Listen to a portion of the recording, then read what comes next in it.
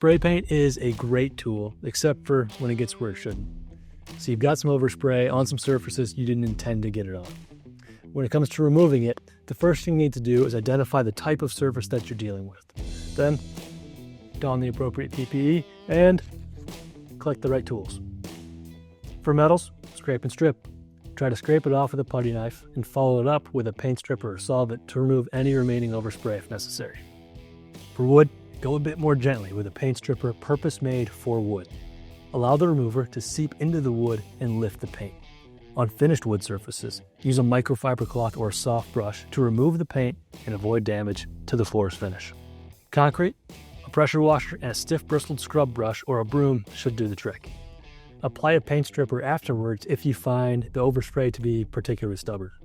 Plastic, ditch the paint stripper in favor of rubbing alcohol or a baking soda paste. And for glass, it tends to be a bit more forgiving. Dish soap and a soft pad will do the trick. To recap, know the surface that you're working with. Then use the appropriate method we just outlined. And next time, do yourself a favor and just protect it in the first place.